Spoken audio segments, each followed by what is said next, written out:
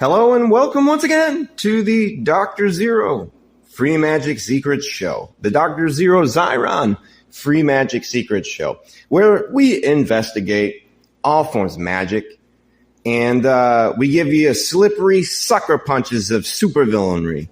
And this has to do with, say, being a wart cunner and giving what they call the wart cunner low blow. When you dominate a situation with just a little bit of plant life, or you're able to alter your perceptions in that magical way to give you that edge. And there's a thing that has been coined the poison path. And this is when you start messing with all those super infamous plants that have been associated with witchcraft and altered states, altered perceptions for a very, very, very long time. Now, these sort of plants are used in all kinds of spells, if that's your racket. It goes back to the dawn of human civilization. People doing sorcery using bizarre plants and their different properties on the human mind. So there's a book that just came out not so long ago. It's called The Poison Path Herbal: Baneful Herbs, Medicinal Nightshades, and Ritual Entheogens by Kobe Michael. And there's supposed to be another book coming out called The Poison Path Grimoire, I've been told, which will be the follow-up. But, this book is pretty awesome. I wanted to just promote it to anybody listening to the channel out there. It gets into how these plants correspond to all the different planets, how they correspond to different gods and goddesses in dark paganism or through more biblical figures, what have you. Tons of magic recipes, tons of alchemy talk, and talk about, all kinds of things. So I'm just going to read to you what it says on the back real quick. Part grimoire and part herbal formulary, this guide to the poison path of occult herbalism shares history, lore, and information regarding the use of poisonous, consciousness-altering, and magical plants. Author Kobe Michael explains how, despite their poisonous nature, baneful herbs can become powerful plant allies, offering potent medicine, magical wisdom, and access to the spirit realm. Detailing the spiritual, alchemical, astrological, and symbolic associations of each plant, the author explores their magical uses in spells and rituals. He focuses primarily on the nightshade family, or Solanaceae, such as mandrake, henbane, and thornapple, but also explores plants from other families, such as wolfsbane, hemlock, and hellebore. He also examines plants in the witch's pharmacopoeia that are safer to work with and just as chemically active, such as wormwood, mugwort, and yarrow.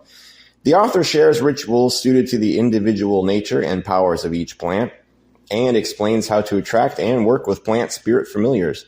He offers plant alchemy methods for crafting spagyric tinctures and magical techniques to facilitate working with these plants as allies and teachers. He shares magical recipes featuring the plants, including a modern witch's flying ointment. He also explores safety, cultivating baneful herbs in a poison garden. Again, I'm just here to promote this book and put these wart cunner low blow designs into the forefront of your mind, because it's an important little tactic in the arsenal of supervillainy that you have as a supervillain yourself, as a magical supervillain.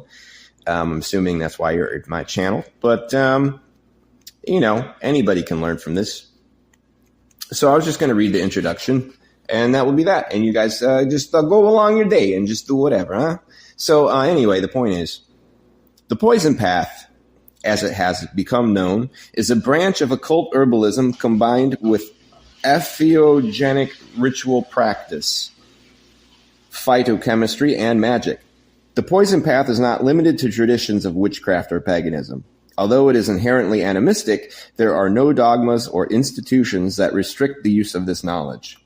The poison path herbal is focused on the magical and spiritual uses of baneful herbs, entheogens, and plant spirit allies, as well as their history and mythology. I personally came to know the uses of these plants through the practice of witchcraft and folk herbalism. It is through this lens that I have gained my own personal gnosis in regard to the intimate connections that some of these plants share with the practice of witchcraft and the ancient cultures that preceded Christianity. Baneful refers to the ability of a thing to cause harm, and because of this threat, the baneful thing becomes taboo and gains a sinister reputation. In this case, we are talking about baneful herbs, herbs capable of causing bodily harm and sometimes death. They are plants that have been used for murder, execution, magic, and medicine throughout human history. Their prominent and often maligned place in the human pharmacopoeia is owing to their potency. Baneful herbs make powerful medicines and are often valued for their pain-relieving and sleep-inducing properties. Many of the plants in this category have a profound effect on human perception. Entheogens are substances with the ability to generate spiritual experiences and altered consciousness within an individual or group. As with any mind-altering substance, the atmosphere and intention are a major influence on the experience. Entheogens are known for their ability to open us up to the spirit world through altering consciousness in order to work magic, prophecy, and commune with spirits. Through ritual and reverence, we are able to access the entheogenic effects of these plants. By changing human perception in subtle or extreme ways, they give us access to the divine, the otherworldly, and the arcane. While there are many substances that make up the entheogenic pharmacopoeia, they are not always used for spiritual purposes. Some substances, such as cocaine, tobacco, and caffeine, are predominantly consumed for recreational use. However, their entheogenic applications are not without merit. Many entheogenic plants, such as belladonna, poppy, and datura, are also known for their baneful nature. They are powerful botanicals that, if taken improperly, could cause death. In addition to their poisonous properties, baneful herbs have a naturally dark and dangerous quality about them. Plants with thorns, carnivorous plants, and plants that grow around places we associate with the dead are all known for their baneful or baleful natures. Baneful herbs with entheogenic properties are also powerfully medicinal when one has the knowledge of how to use them. They have been used for centuries by virtually every human civilization for their medicinal and spiritual properties. The poison path is a spiritually based practice that explores the esoteric properties of potentially deadly plants, and while many of them have entheogenic qualities, it was their poisonous nature that first attracted me. While the study of ritual entheogens can keep one busy for decades, we should not assume that they are the only way of accessing certain states of consciousness. It is a subcategory or supplemental set of tools and knowledge that can be utilized to enhance one's spiritual tradition. Many techniques exist for entering trance, altering perceptions, and encouraging spiritual experiences that do not require the use of mind-altering substances. These plants are not deities, and an entire tradition is not built up around them. The plants that belong to the poison path are among many guides and allies that we will meet along the way. Their entheogenic properties are the physical manifestation of the teaching powers that the spirits of these plants possess. Each plant spirit has an individual and complex personality. I came to work with these plant spirit allies years ago through my study of traditional witchcraft, folk herbalism, and the animistic traditions of pre-Christian Europe. My research in modern witchcraft practices would sometimes offer a mention of one of the old world witching herbs, but seldom any serious or useful information.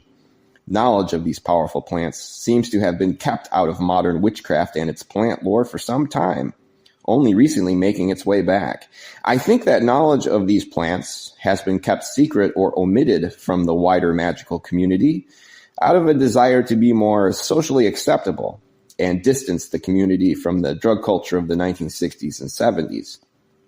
Instead of working with plant spirit allies, altered states of consciousness were achieved through meditation, chanting, and other shamanic techniques. As one becomes intimate with the characteristics of these plants, shared traits become noticeable. Many of the hexing herbs of European witchcraft derive from the Solanaceae or nightshade family. They are surrounded by superstition and lore, initially appearing to be fantastical, like the secret names for more mundane ingredients like bat's wing or eye of newt. Upon further investigation, similar themes in mythology begin to emerge. Many of these plants are mythically associated with deities and spirits of the underworld, the night, and magic. For example, Hecate, Circe, and Medea, who are renowned for their knowledge of poisons, potions, and witchcraft. The plants are connected to deities of magic and witchcraft, ancient spirits credited with bringing knowledge to humanity. Many ancient cultures have similar myths about renegade gods coming to Earth to gift humanity with some sort of knowledge. Spirits from the wilderness or the underworld emerge at times to school an individual in the arcane arts. Each myth seems to contain a seed of an earlier source, allowing us to trace the origins of the ideas surrounding these important botanicals far back in human history. Among the stories and lore surrounding these plants are planetary and elemental correspondences attributed to them. These stories and associations give us clues to the nature of the spirits that dwell within and around these plants. Their innate energies can be honed by the magical practitioner to bring about a desired effect. Once an intimate understanding of their nature is formed, we can delve deeper into our own personal gnosis surrounding these plant spirit allies. Throughout this book, we will look at the mythological origins of many of these herbs, their legends, and the superstitions that have formed around them. Through an investigation of their esoteric associations, we can learn how to communicate with the genius of the plant and add powerful symbolic nuance to our rituals. Medieval superstition has connected many of these plants with the Christian devil and with evil spirits in general, and a culture of fear and trepidation was encouraged around them. It has been suggested that some of the accounts of witchcraft during this period resulted from hallucinations brought on by their consumption. One thing is for certain, the connection that these plants have with magic, the spirit world, and that the beings that have brought knowledge of such things to humanity is undeniable. These plants have an innate affinity with the nocturnal world of spirit and the arcane secrets hidden in this earth. Not every plant in this category is a deadly toxin or a mind-expanding psychedelic. Some are aphrodisiacs or stimulants that may be used for ecstatic ritual celebration. Others are sedatives or hypnotics that can be employed for prophetic dreaming or divination. And still others allow us to travel beyond our bodies or summon spirits to our circle. They serve as catalysts of the ars magica, the magical arts, acting as teachers and familiars. These plants have a predisposition to the occult arts of a witch's private practice and can teach us more about ourselves and the many worlds out there. This book seeks to provide information to people who would like to work with these plants in a spiritual or magical context. It is a compendium of history, lore, and scientific information, along with some of my own personal insights and discoveries. The book is divided into 3 parts. Part 1 is an introduction to the poison path. It takes a look at the history of poison plants and how they have been used for medicine, murder, and magic since ancient times. The poison path is a nebulous practice, and to better define it, there are explanations of important terminology and key concepts in this part. The connection between baneful herbs and witchcraft is explored here, along with the topic of using plant entheogens in magical practice. This section concludes with a chapter on the infamous witch's flying ointment, allegedly used by witches in the Middle Ages to fly to their Sabbath meetings. Flying ointments are a popular tool for poison path practitioners, and this chapter discusses not only their history, but also how to make them. Part 2 is part herbal compendium, part grimoire. This section outlines some of the more esoteric concepts associated with poison plant magic. It contains a detailed description of each plant and its magical correspondences. Each monograph provides insight into the characteristics of the individual plant spirit through a telling of the myths and lore connecting these plants to the world of magic. This part is divided into 3 main categories based on the 3 energetic currents represented by celestial bodies Saturn, Mercury, and Venus. While the overall theme of this book is Saturnian, since Saturn rules all poisonous plants, there are other qualities that manifest themselves as well. These are concepts and energies that are quintessential to the witch's practice and define what we do as witchcraft. The three often overlapping currents or energetic themes are reflected in the repertoire of the classical witch archetype. They are central to witch lore, reflected in the deities and spirits most intimately connected to the legacy of witchcraft. It is through these currents that I endeavor to establish a better understanding of the plants included in this book. We explore this threefold categorization using examples from astrology, alchemy, and occult symbolism. We examine each plant's magical correspondences, ritual uses, medicinal applications, and chemistry. You will be introduced to various deities and spirits that align with the chapter's theme, along with recipes and magical operations that are either Saturnian, Mercurian, or Venusian. Saturn is presented first. He can be considered the witch father, the horned god. Workings associated with Saturn are dark in nature, including spirit descent, malefica, working with chthonic spirits, and necromancy. Venus, presented second, is the witch queen. She can be seen in all of the powerful goddess archetypes and also rules the arts of herb craft. Venus can be found in workings of glamour magic, manipulation and coercion, sex magic, and aphrodisia. In our cosmology, Mercury can be thought of as the divine child. He is the immortal progeny of the divine parents, a light-bearing figure, a traveler and shapeshifter. Mercury is one of the most important figures to magical practitioners, manifesting in many forms. Otherworld travel, spirit communication, shapeshifting, divination, and alchemy are within the realm of Mercury. By studying the nuances in the information that we have available about these plants, we can associate them with one or more of these categories. The Poison Path in Practice is the title of Part 3. A big part of the Poison Path is about working with these plants in physical ways to receive non-physical effects. Since many of the botanicals are very potent and potentially dangerous, practitioners must have a deep understanding of the plants they are working with. This section provides a strong foundation on which to begin creating your own herbal formulations. There is more information in this section on what entheogens are and how they can benefit one's spiritual practice. In addition to instructions on preparation and formulation, there is also information on the various extraction processes that can be used and which ones are most effective. There are many recipes in Chapter 9 that provide examples of the use of poisonous plants in both medicine and magic. While some of the recipes come from historical sources, many are my own personal formulations.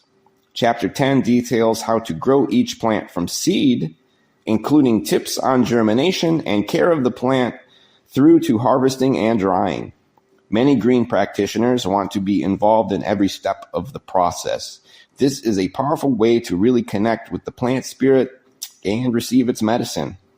By providing a wealth of ideas and practices as well as useful and accurate information to draw from, I aim to encourage you to embark on your own exploration with these powerful plant spirit allies. So that's the introduction to the Poison Path Herbal by Kobe Michael.